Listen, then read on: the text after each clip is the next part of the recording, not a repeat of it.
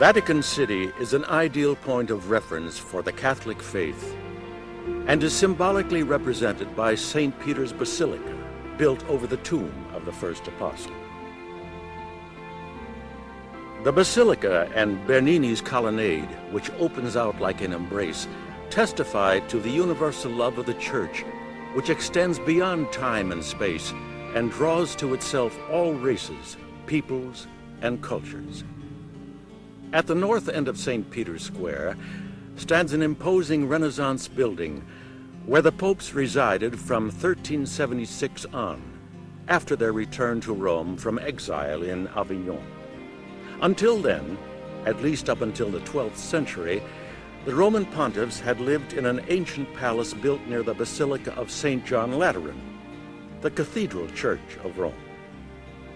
The Apostolic Palace isn't just the residence of the Holy Father, however. It's a complex of buildings built in different eras, with rooms and chapels richly decorated with artistic treasures. These halls have seen the passage of famous personalities and have witnessed events that decided the history of the Church and the world. Today, most of the palace is closed to visitors. Aside from the Pope's private apartments, it also houses the offices of the Secretariat of State, the most important governing office of the Holy See.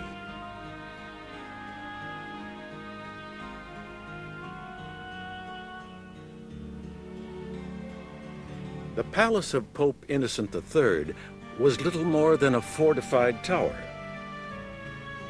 The Vatican Hill on which it was built ended up giving its name to both the building and the surrounding area. The return of the Pope from exile in Avignon and the decision to build a papal residence on this hill meant the start of new construction work. The Vatican thus became the official residence and seat of government of the Church. From the primitive nucleus of the Palace of Innocent III grew other buildings, commissioned by Nicholas III and especially by Pope Nicholas V, under whose pontificate work was begun which, in the history of the Apostolic Palace, covered the Renaissance phase. A new wing was added, and the nucleus of buildings around the Cortile dei Pappagalli, the parrot courtyard, was fortified. On the outside, the palace kept the look of a bleak medieval fortress, compact and turreted, while inside the rooms were decorated in the Tuscan style, refined and elegant. The name of Pope Nicholas V will be forever linked to his small private chapel, which he had frescoed between 1418 and 1450 by Giovanni da Fiesole, better known as Fra Angelico, or Beato Angelico.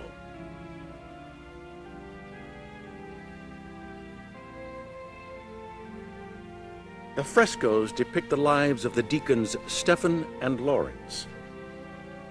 Saint Stephen was the first martyr of the Church, stoned to death in Jerusalem.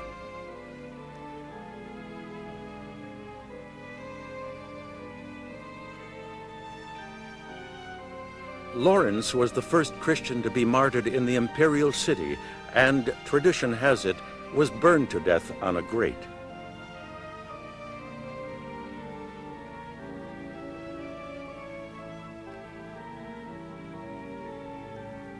Fra Angelico depicts the two stories as running parallel to one another, as though stressing the continuity between the two most important cities of Christianity, Jerusalem and Rome.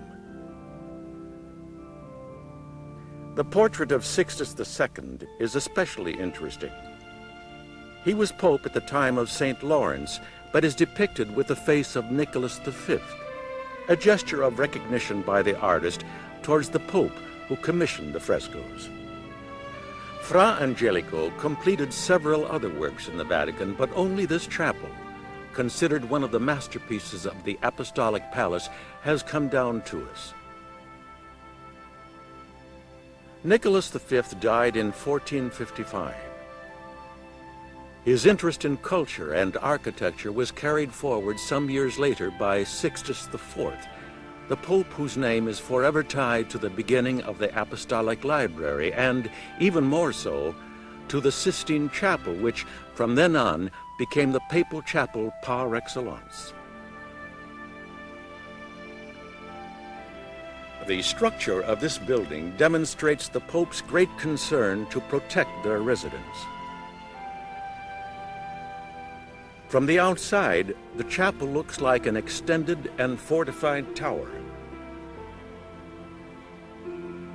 The austerity of the exterior contrasts with the interior, which preserved the loveliest frescoes of Italian Renaissance art. In 1508, Pope Julius II della Rovere called Michelangelo to Rome to restore and fresco the ceiling of the Sistine Chapel, which was in a bad state of repair. It was the start of the Florentine artist's greatest pictorial masterpieces. After 4 years of hard and solitary labor, Michelangelo completed work on the vault.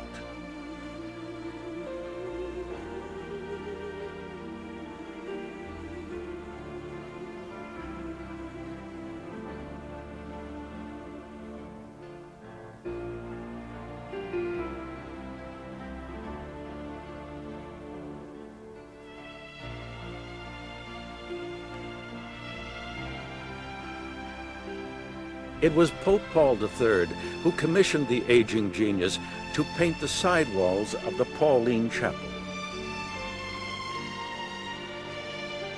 It was to be his last work.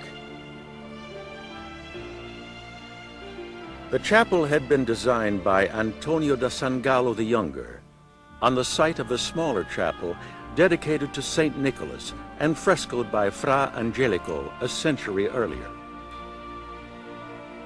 It was called the Pauline Chapel after the Apostle Paul, whose name had been taken by the reigning pontiff.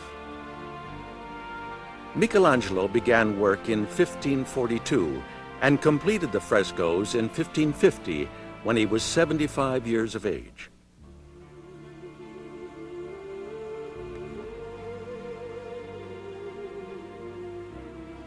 In the conversion of St. Paul, the figure of the apostle is an idealized self-portrait. On the opposite wall, the artist painted the crucifixion of St. Peter in a completely different style. St. Peter is the giant of the faith who faces martyrdom and death with complete trust, based on the redeeming power of Christ, his Lord.